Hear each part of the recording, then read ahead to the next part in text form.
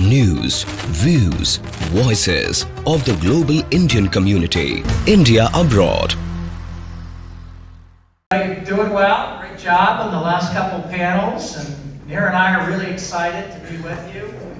Neera and I are long time, I don't say old friends anymore, I say long time friends. And yesterday during Father's Day, I was bragging to my wife that I have had 3 of the hottest tickets to things in Desi and around America in the last year. We got tickets to go be with President Biden and Mr. Modi for the state dinner, which went beautifully. Second, we got Taylor Swift concert tickets, which You're really building this up here, my friend. And then thirdly, to be at this dinner tonight, which is a great, great tribute to U.S. India. Neera, you have had so many prestigious titles, president of a great think tank here in town. You're the director of one of the president's most important policy councils. You have a JD degree from Yale University, all these great accomplishments, and you're doing one of the most important jobs in Washington right now on the Domestic Policy Council. We heard from John Feiner and we hear from the senators about strategic convergence all the time. And we tend to think about it in terms of defense and technology, but it's also so true that it goes straight to many of the issues that you're working on. People skills, technology companies in America. Most of our technology, many of our top-notch technology companies in the United States are being run by Indian Americans, many members of Congress. So tell us, Neera, what is it that is so important about this relationship in politics and business, and how do we keep growing this and improving this in the future? That's a great question. Thank you so much, Ambassador Romer. It is great to be with you, and I have learned a lot from you over the years about the U.S.-India relationship, so I really appreciate being here, and I also just want to say thank you to my good friend Mukesh, who I was at a dinner a few years ago, which was quite small, a little bit smaller than this one. So it really is a testament to the relationship, Mukesh's leadership, obviously, and everyone engaged here about the maturity of the relationship. And I guess I would say a few things. First of all, this is my 3rd White House. I started my career in the Clinton White House. And in the Clinton White House, there were, I think a handful of Indian Americans in the entire executive office of the president. And today, I feel very fortunate to be among so many leaders. There's a handful of assistants to the president who are Indian Americans. And as you said, we have Indian Americans as leaders of companies, Indian Americans in Congress. We have a record number. We're at 5 members of Congress, and perhaps a few more after November. And I will say, not to age myself, but when I was going into politics, a few decades back, I didn't see many role models because I think as first generation, we tend to, my parents were always asking me why I didn't become a lawyer, a partner, a doctor, or a business leader. But I think what's a real tribute to the U.S.-India relationship, and to build a little bit on John's remarks, I think so much of the values that the senator spoke to, the values that we share between India and the United States, the values of entrepreneurialism, the values of really a focus on education and opportunity, the values of innovation, and I really think it is this convergence, which is a convergence of values, which have allowed so many Indians to want to come to the United States, to be the leaders of companies here. You have so many stories of people who've come to get an education here and stay and innovate and lead.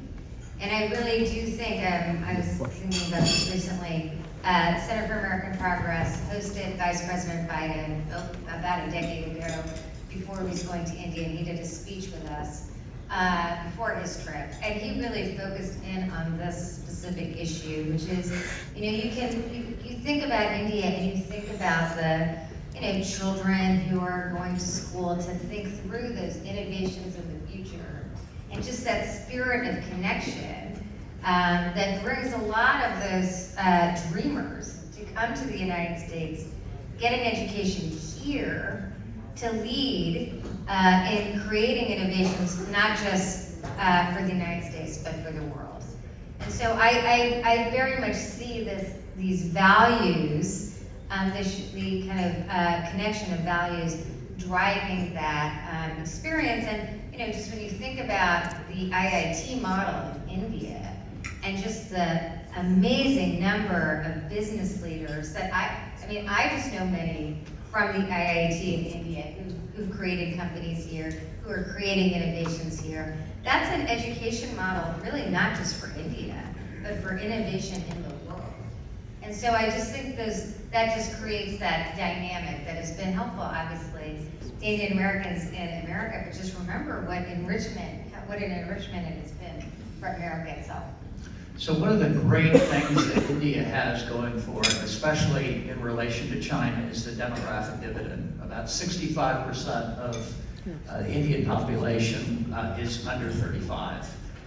In the United States, we see President Biden investing in infrastructure for competitiveness, for economic growth, the people skills that need to drive the technology, doing some wonderful things in those areas. But the skilling part of this, Neera, how do we bring the technology and the people and the skilling, the education together, whether that's community colleges, whether that's welding and pointing, whether that's our elite college education. I know you're thinking a lot about this. This is one of the great areas of convergence between the United States and India. Yeah, so of course the president has an Invest in America agenda that is really focused on manufacturing, renewable energy, but really I'd say how we build a non-college career pathway into good middle class jobs, which we are very proud of. But I also think it's critical to remember that we need innovations in these spaces. So we have to think of the entire terrain, which is education, higher education, career-connected learning, non-college pathways. The president will say, I am not here to break news about announcements we will make, because then I too would get fired, like John Feiner could get fired if he talked about Jake Sullivan's announcements, but I'm not here to announce the president. The president will be making announcements tomorrow related to employment pathways for people in the United States. And I think one of the principles animating that the announcements tomorrow is the fact that we have a very odd situation in the United States where we attract people from all over the world to come to our phenomenal higher education system. And then in many ways, we do everything we can in a sort of upside down crazy policy to send them back. And that really makes no sense for innovation, for growth, for our dynamism. And the president will be taking some steps on that topic tomorrow. And I feel like... You're teaching us, Neera. You want to say anything more? No. I feel like if I say more, John will tell the comms team, and I'll get in so much trouble. But I will say, what I can say is really the value of that is to say, in America, we should be proud of the fact that we attract global talent.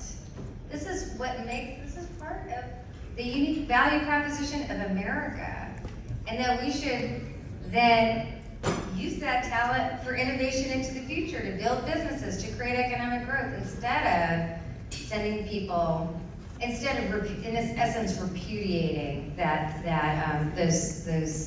skill, that innovation, that hunger to be part of our economic growth. So that's a great point, Neera. And politics, to me, is all about storytelling. It's all about communicating with people a story, not a figure, not a spending detail, a story that connects to their gut. And Neera was just talking about that.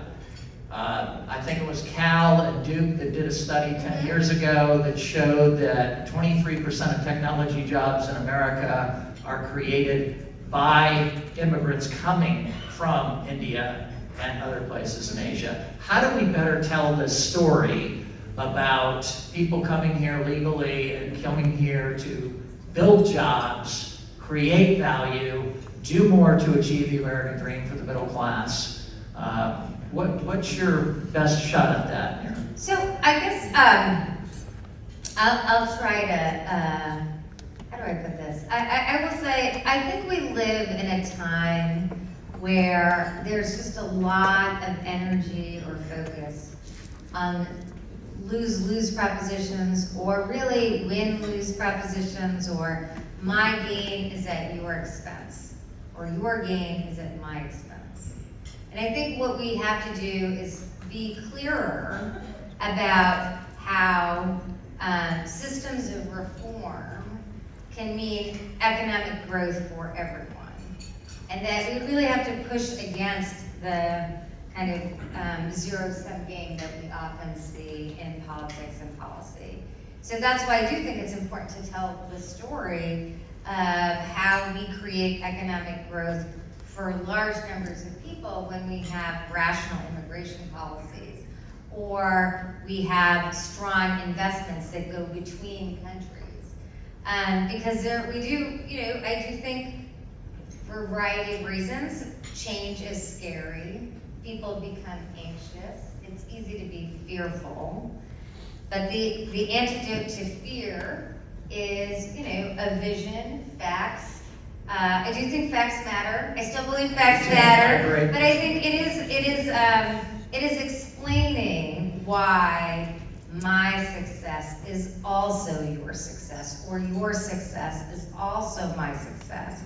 When we have people who come, they aren't replacing someone, they are adding.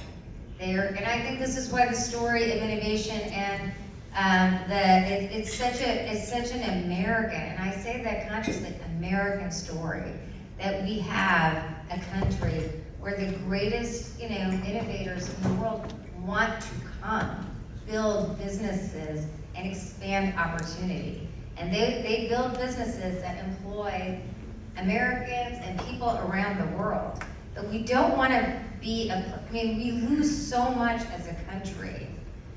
We lose as a country, and other countries lose as well, if we become a place where we, we turn those future AI specialists or innovators away, because then we become not just a smaller country or someone whose values are different, but we will be a less rich country, a less innovative country, less of an economic engine for the rest of the world. This has been a win-win-win, the cycle of innovation, and we just have to remind people over and over again. Even when they have many voices telling them to fear others, to really that is a part of our success. So last question. We've heard about, from John, we've heard about strategic convergence and strategic autonomy, and we've learned about, the values that we all share between our two great countries. And you bring up a great strategic trust here, Neera. How we are trusting each other more and more between these two great countries that have elections all the time. How do you build this trust into more agreements, whether it's Jake over there working on technology, whether it's our Secretary of Defense working on trade issues, strengthening issues on the defense side, or whether it's in your domestic policy council? I think I'll amplify something John said, which is, I really think that it's the people in this room. And I remember, 20, 30 years ago, I would go to India, and you talk to physically elites who would kind of share the, long-held view of suspicion of the U.S. government, and there was a fair amount of cynicism about the U.S. But then you meet innovators, business leaders, people, the diaspora, people who returned from the diaspora, who really saw the United States in a very different light. And I really do believe the diaspora has played a huge role in building this relationship to where it is today. Yes, please applaud. Business leaders that have gone back and forth, that have played a huge role. Even in times where which is not today, in past moments where there have been really fraught tensions even between the United States and India, or suspicion or concern, it's the people of really both countries. Many Indians I know have family relatives in the United States that have helped shape the vision that they have of the U.S. And that's why I think, how do we solve our problems? How do we take this relationship even farther? Of course, it's it's President Biden's leadership, it's India's leadership, but fundamentally also, it is the leadership of people in this room, and the Indian Americans here, the sense of pride that I know Indians have of their congressional leaders, their White House staff. There's just a deep connection to how India perceives the U.S. through how the U.S. treats Indians. And I think that is fundamentally important as we make progress forward. Neera Tanden, please join me in thanking her.